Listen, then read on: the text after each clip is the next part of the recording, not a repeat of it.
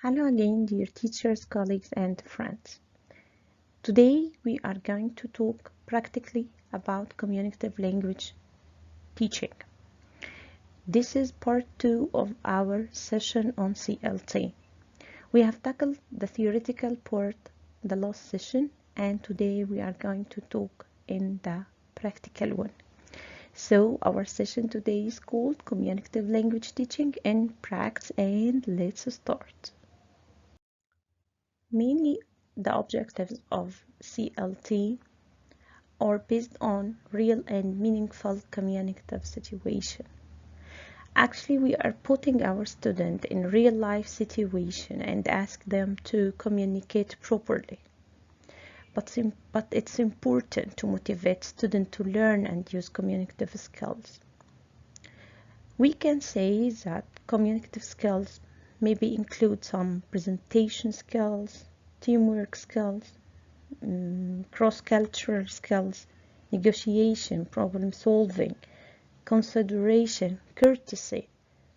I think the way to survive in life is under communicative skills umbrella. The instruction should be done in foreign language. So I'm using the foreign language to communicate with my students. I think it's logic. Learners are given the opportunity to express themselves. Everyone wants to talk about himself. So why not give them the proper platform to do so? Communicative competence. I think we have talked about competence in the 4 area.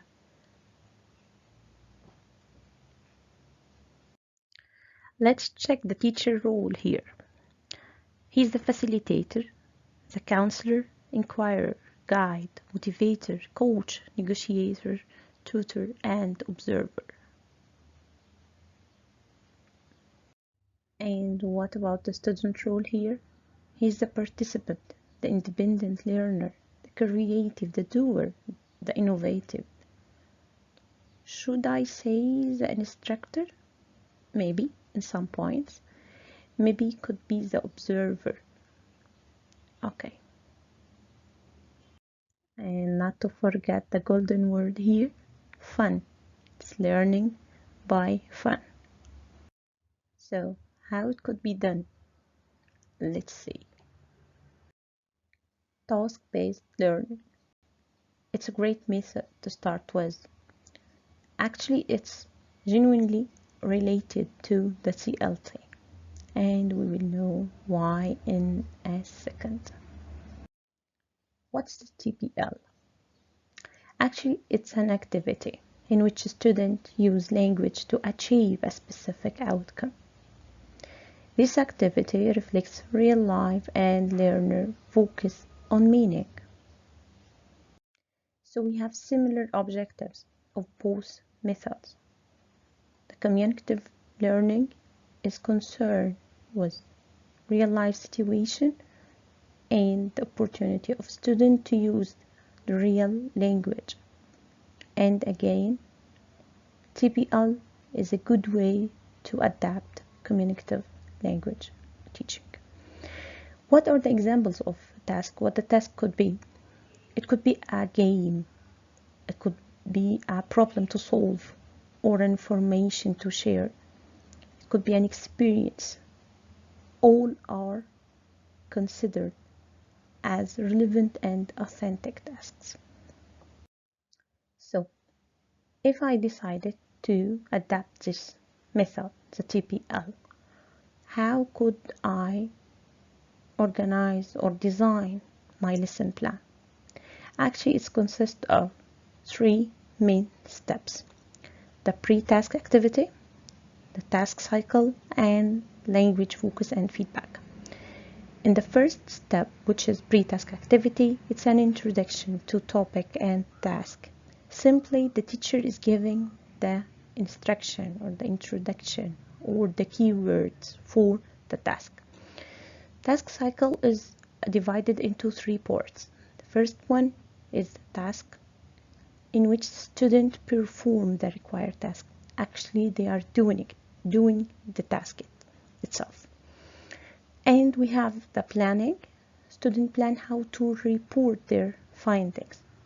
It's not about just completing the task. No, it's about reporting their findings. It's about product. The report, students report their finding per form. So I have a product for a task and I have to share it now. The last step, which is language focus and feedback, it's the teacher role here to correct mistakes, to give feedback, and to listen to the student feeling. Those are some tips for the teacher in each step. In the pre-task, I think the teacher should elicit vocab, brainstorming, maybe giving some words, giving some hints, explaining what the task is about. In the task cycle, all you have to do is to help and guide students through the task. Monitor them. You are the source of answers here.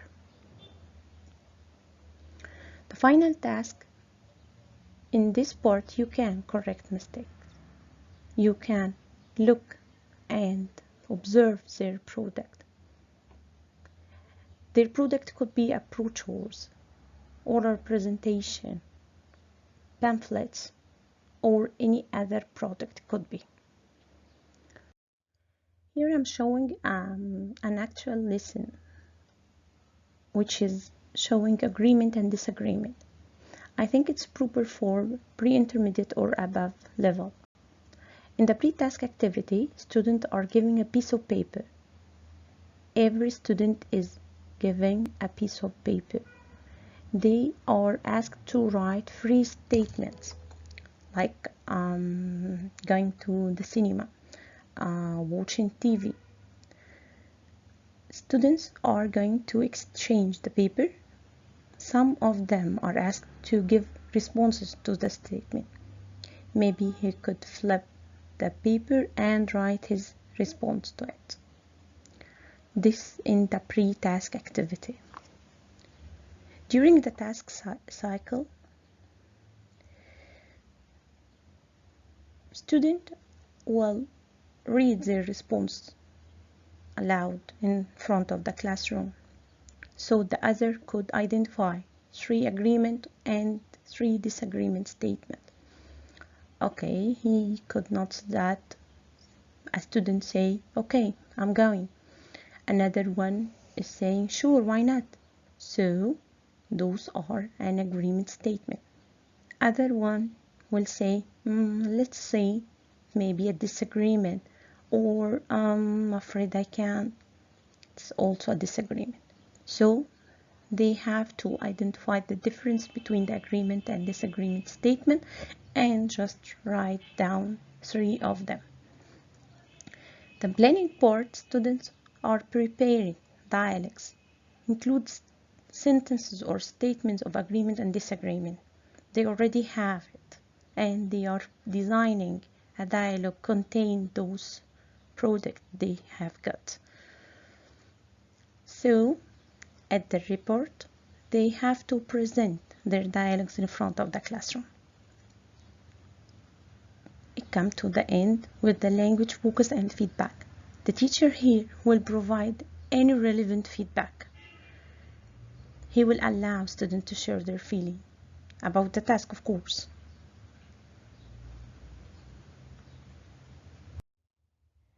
I think we have reached the fun part here. It's about activities.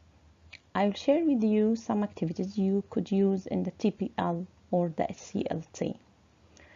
Let's see. The picture differences task, which is actually my favorite. One of the students is giving picture A, the other is giving picture B. They try to find the differences by describing the picture. They are not showing pictures to each other. No, they are just describing what in their picture. Actually, this picture could be for flags, maybe for some country.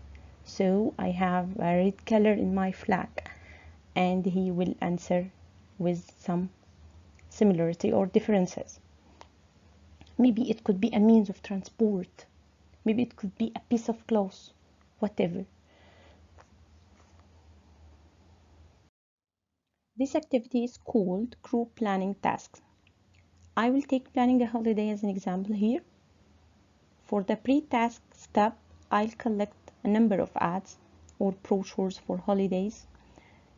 Again, I'm dividing the classroom into groups. Each group is not more than 5 members. I'll give them the task, explain the task. Maybe I will put some circumstances to follow or some steps to follow, like plan a holiday within a fixed budget for a person, for example.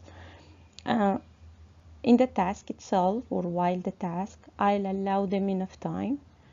They will decide every single detail about the holiday. At the report step, they have to persuade other students of their holiday and maybe invite them to their holiday. I think it's a great one. It's a great activity, by the way, pyramid discussion. Maybe I will start presenting the task by saying, what are the 4 most useful things to have with you if you are like alone or abandoned in an island or in a desert or whatever. So I'm introducing the problem. Maybe I'm giving handouts or just I'm writing the problem on the board, or I'm giving this chart about the problem. And then I will start with the individual reflection about the problem. So I'm asking some student, what do you think? What the first thing you will be missing? Maybe student A will say food, and I will hear student B say eating. So I think they have something in common. So I'm asking them to sit in pairs and try to write down some of their suggestions or topics. Again, I will ask them afterwards, after 2 or 3 minutes, I will ask them to join a group to share their idea and ask and answer within the group what are the most important things to have in this situation. So again, I have groups. After a while of discussion, I'm asking a group to join another group, again to share their idea and their solutions for the problem. At the end of it, or at the summit of the pyramid, I'm asking them to produce or to present their idea to me as a whole class. So I'm sharing, I think, most of their opinion in just one presentation.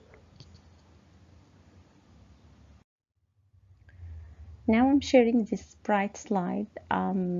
Actually, I want to hear more from you. Maybe it would be your task for today. I have some words, some ideas, some great stuff written in this slide.